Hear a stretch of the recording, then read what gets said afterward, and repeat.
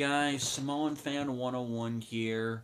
I said in my Raw review that I talk about the retirement of Daniel Bryan, and this is it.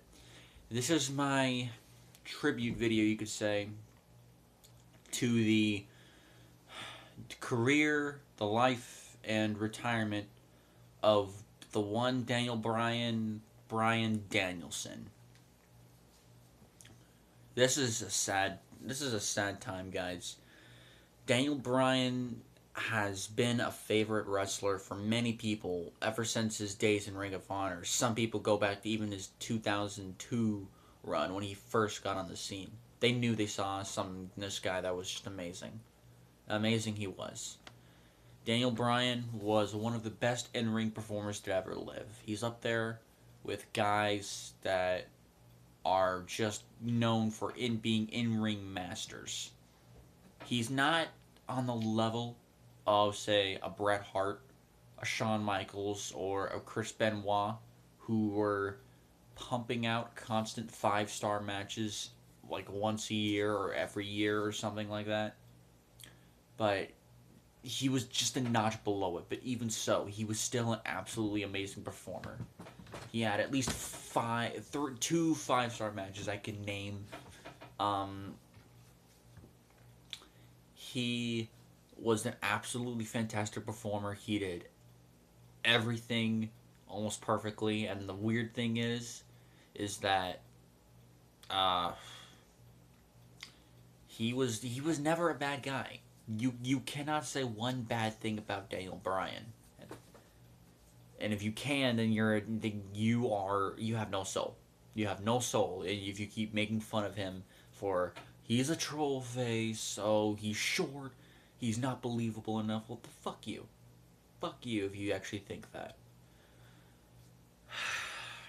But seriously, guys, this is a very, very sad time.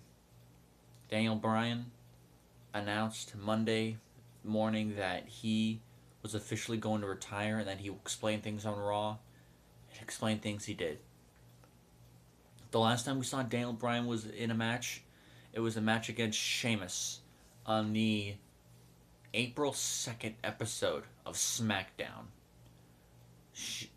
What happened was Sheamus pushed Daniel Bryan was on the outside part of the ring. He was on the apron. Sheamus pushed Daniel Bryan. Whether or not it was an actual push or Daniel Bryan leaped, I can't exactly tell. But whatever the case, Daniel Bryan hit his head against the floor in between the two announce tables.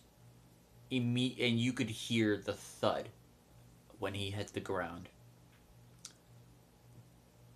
As soon as that happened, Daniel Bryan started bleeding, and it didn't help that this scene was supposed to have Bad News Barrett, who before he became King of the Ring, King Barrett. So you have Wade Barrett, Bullhammer, Daniel Bryan, which is basically a giant elbow to the face, or forearm, whatever, forearm smash. And I went back and I watched the video.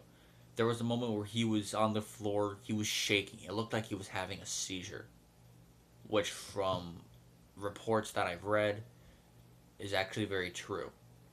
Now, ever since then, Daniel Bryan's been out with injury. What ended up happening was eventually he had to drop the Intercontinental title. He had to vacate it, as he was Intercontinental Champion with it by the time he got hurt. Sorry about that noise if you heard it. He hasn't been back since, and for months and months, from what we've heard, he's been cleared by other doctors to go, and every one of us were begging just to bring him back, which we wanted him back because we wanted to see dream matches like Daniel Bryan versus Brock Lesnar, Daniel Bryan versus Sami Zayn, Daniel Bryan versus Shinsuke Nakamura, who just arrived at WWE, and maybe some rematches like Daniel Bryan versus Austin Aries. I'm pretty sure they had matches. Yeah, they had a match. It was testing the limit in the Ring of Honor days. By the way, you should check out that match.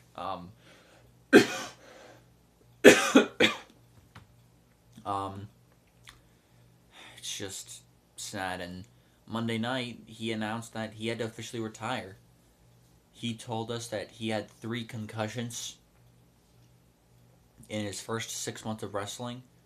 In over 16 years, he's had, a concussion here and there. Obviously, it built up. And that last concussion that he suffered at the hands of Sheamus and Wade Barrett on SmackDown last year, that forcibly ended. That was the last match he ever had. That forcibly ended his career. Um, and something he's been keeping a secret was that from everyone, he's been keeping this a secret from everyone, was that he would have aftermath concussion seizures here and there. He wouldn't tell anybody this because he wanted to get in the ring so badly, but the WWE doctors wouldn't let him. For the longest time, we thought we were being robbed of a guy's career, when in actuality they may have been doing it for a different reason. They may have been keeping him back for a different reason. What I think so. I don't think WWE doctors knew what was going on. I don't think they knew at all. I think they held him back just so that way he wouldn't steal Roman Reigns' thunder, because that's the last thing they needed. That's what happened at last year's Royal Rumble. He was the guy. He was the guy that people picked, and then they threw him out like garbage, and they shat all over Roman Reigns for the next few months. Now, what ended up happening was they unintentionally may have saved his life. Daniel Bryan, he was having these post-concussion seizures. He wasn't telling anybody this. He told nobody this. And he came out and officially announced his retirement on Raw. It was the last segment, which went about 20 minutes. And it was one of the greatest retirement speeches ever. It was just about as real as you can get with Daniel Bryan.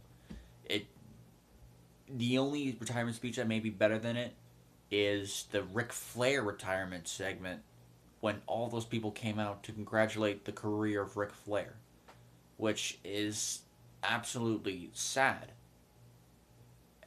But I think Daniel Bryan's retirement speech just may top it in some people's eyes. That he already has. In my eyes, they're like about neck and neck. Maybe a slight more advantage to Rick, but still. I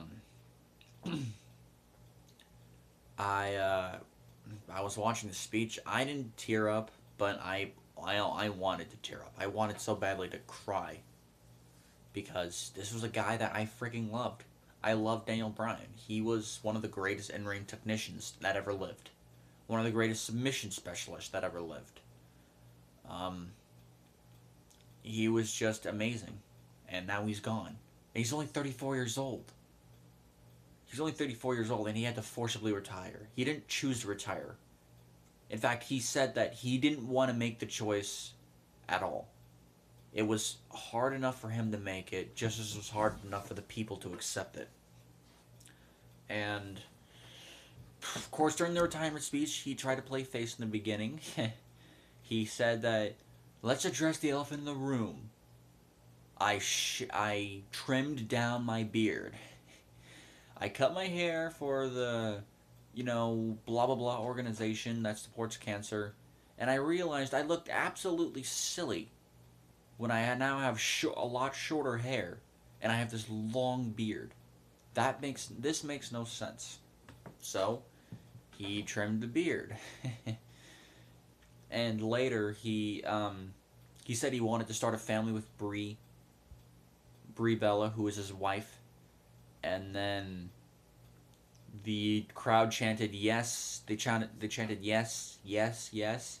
And then Daniel Bryan had this smirk and his smile on his face, saying, "That's what Brie says all the time." And then we get a brief "That's what she said" chant, which I thought, I laughed when I heard that. But yeah, Daniel Bryan he came out. He talked about several guys who influenced him. He talked about his mentor in his eyes, William Regal, who is one of the most underrated wrestlers in any casual fan's eyes, and is beloved by us, the internet universe, and us real wrestling fans. He thanked Kane for having a good mind for the business. Too bad Kane can't say no to whatever storyline's given to him, um, but yeah, he thanked Kane for having a good mind in the business and being a really good friend to him. He thanked the wrestling industry for basically giving him the love of his life, Brie Bella, who he can't live without now. He said that the wrestling industry doesn't owe him anything, and he said that he feels grateful for everything that wrestling has done for him. He feels grateful for everything, and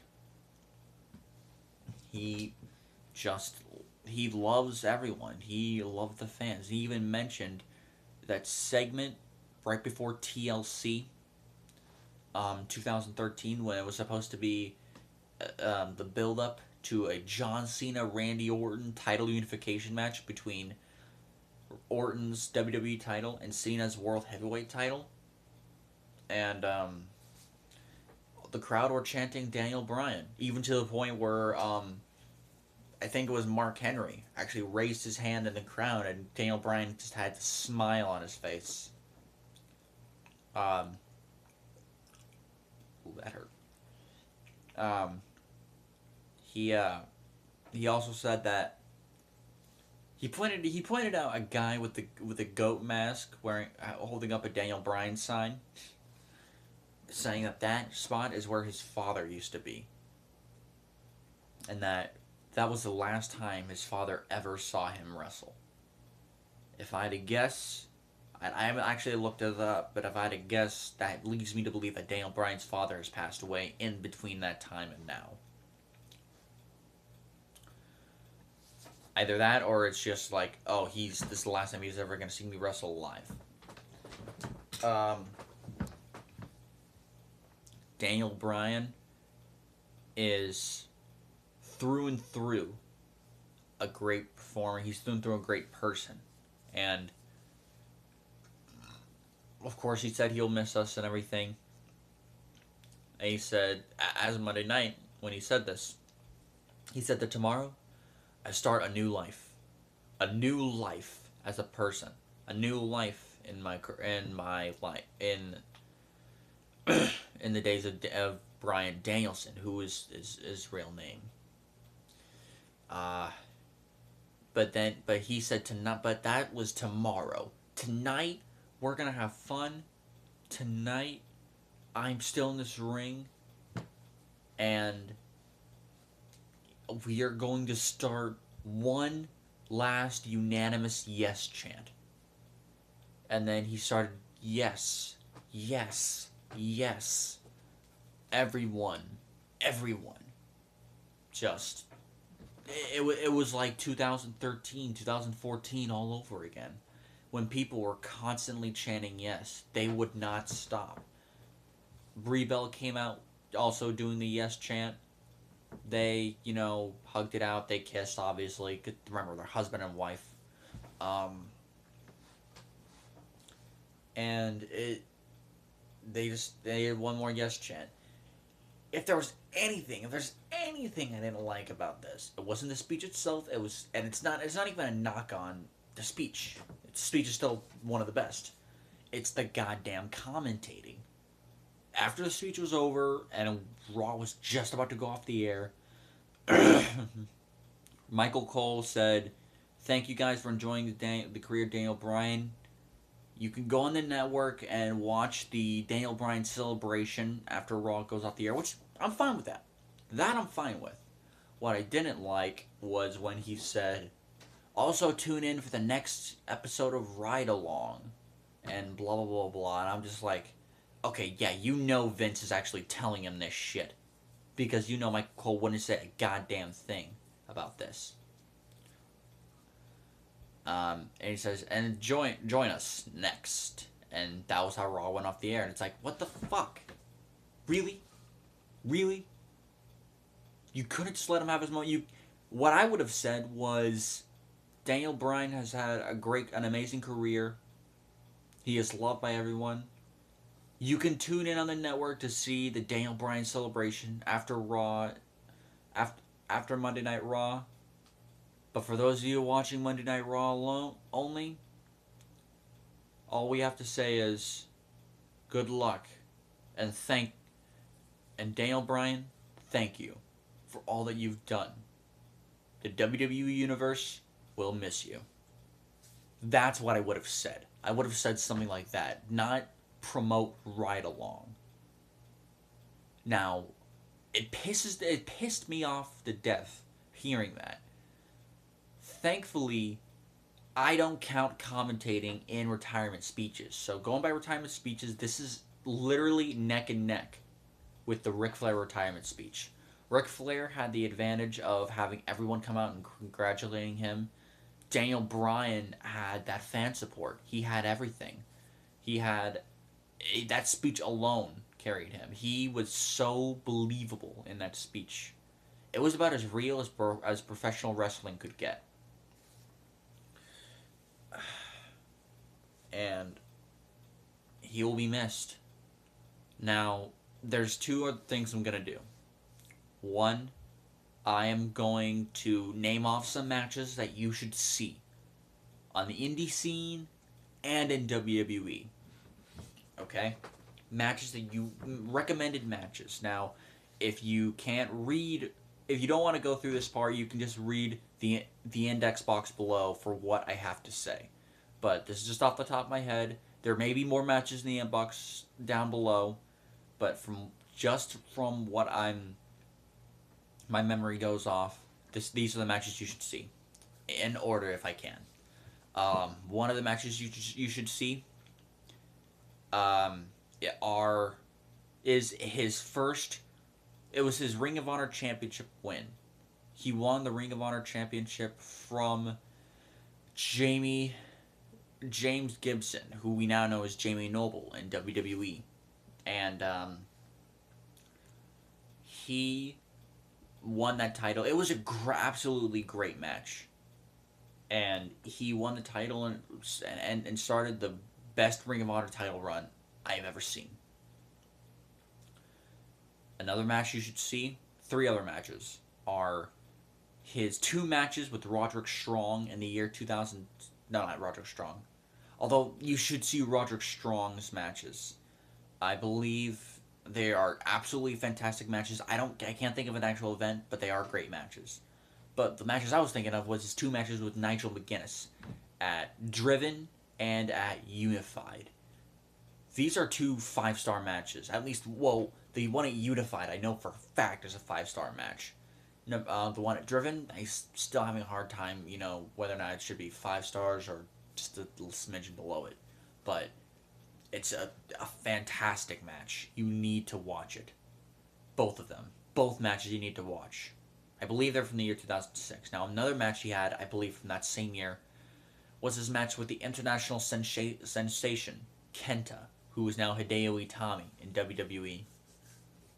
Kenta gave him possibly the greatest match Bryan Danielson ever had in his entire career. Other matches you should see are, so many. You should see his matches with Samoa Joe, with AJ Styles. I believe there was a triple threat match with himself, Styles, and Low-Ki. I think it was on the first Ring of Honor show. I forget exactly who the participants were, although I'm just guessing. I believe it was the very first Ring of Honor show saying the era of honor begins. Just amazing matches left and right. His matches with CM Punk, both on the indie scene and in WWE. And speaking of which, his matches in WWE that he had. Made his big time debut return in his match against in the Team WWE versus Team Nexus match at SummerSlam 2010. Despite the shitty ending, you should watch Daniel Bryan in that match. You should watch his match with Miz at Night of Champions, where he had his first big title win. He won the U.S. title against Miz in one of Miz's best singles matches ever. Month after that, Hell in a Cell, he had another great match. A triple threat submission match with him, The Miz, and John Morrison. Another great match. And I believe that same month, either the same month or early next month, in November of 2010, another great match with Dolph Ziggler, who was the Intercontinental Champion at the time. Possibly Dolph Ziggler's best match ever. Another great match that he had was his Money in the Bank title win the next year. Absolutely a great match. It was a big win for him. Not many people could have suspected he won. Another really good match was his match with Wade Barrett at SummerSlam 2011, a match that many people don't remember. Other great matches he had was the Elimination Chamber match in 2012, where he was the World Heavyweight Champion and he won. Another great match, his match with Sheamus at Extreme Rules 2012.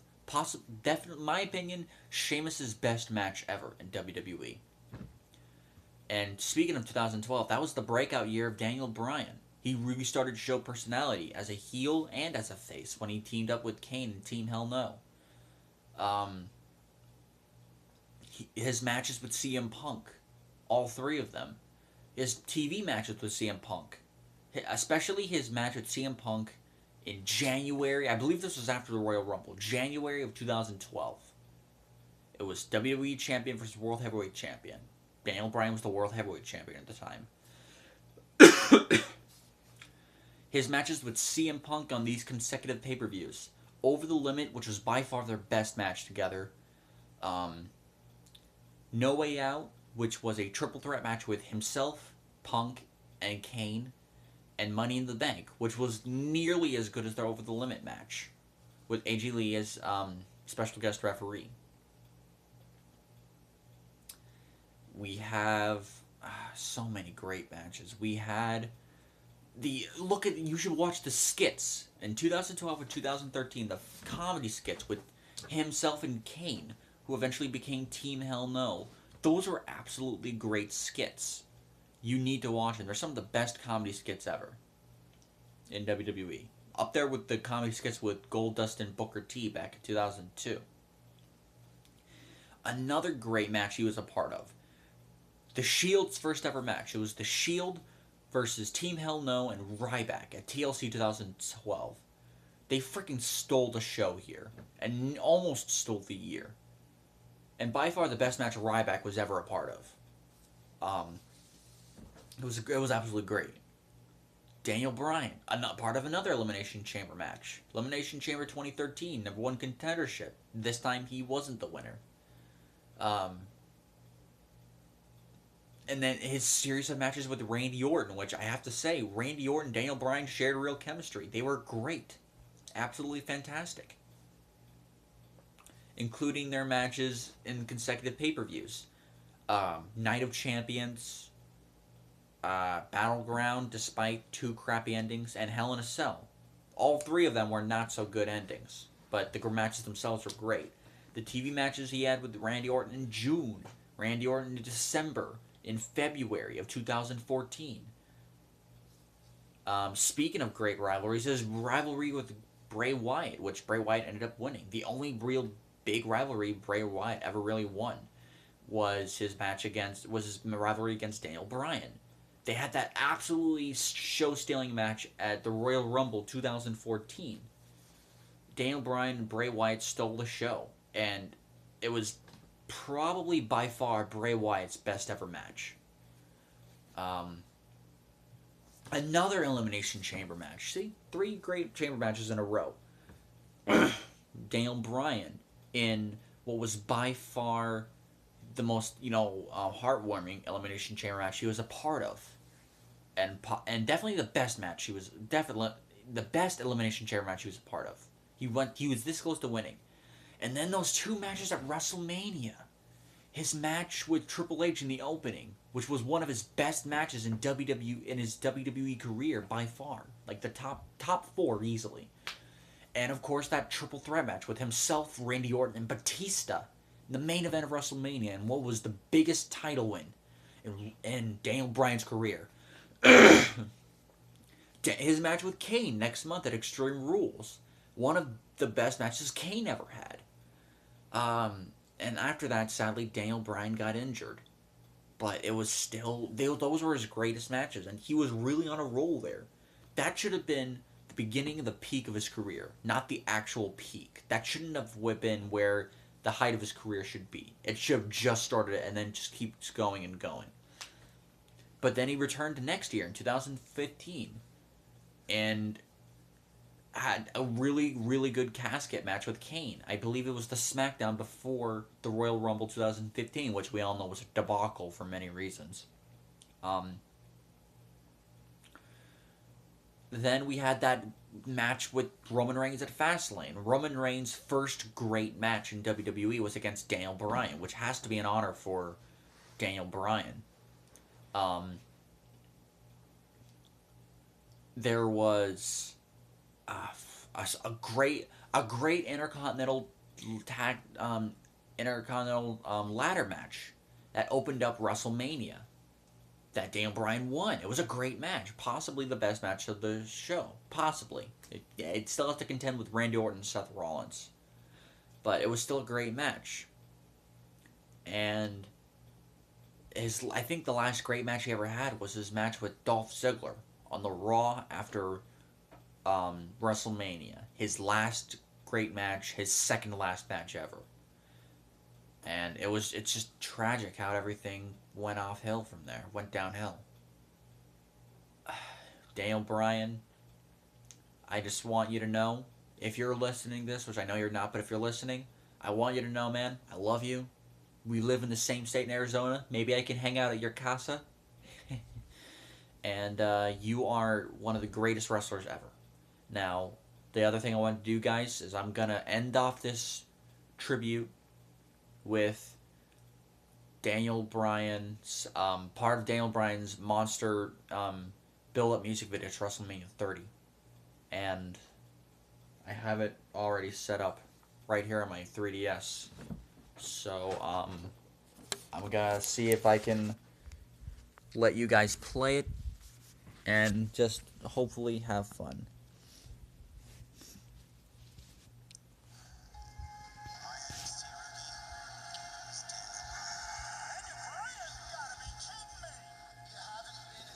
Sorry guys, the video is in reverse. Shit.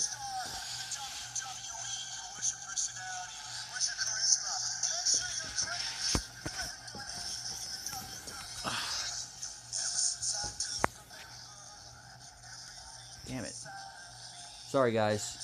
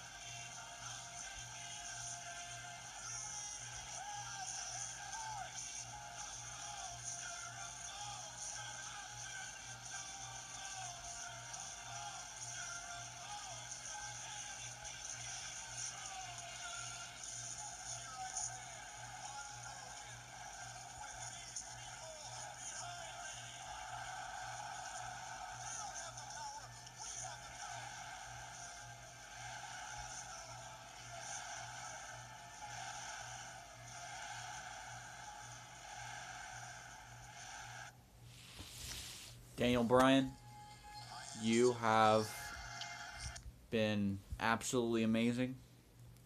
You have had a great career. And I just hope that you have a great life with Brie Bella. I hope you have a family. I hope everything goes all right with you. You are one of the best wrestlers ever. And all I want to say, Daniel Bryan, is thank you for all that you've done. Myself, my online friends, the wrestling world will miss you. Thank you for everything.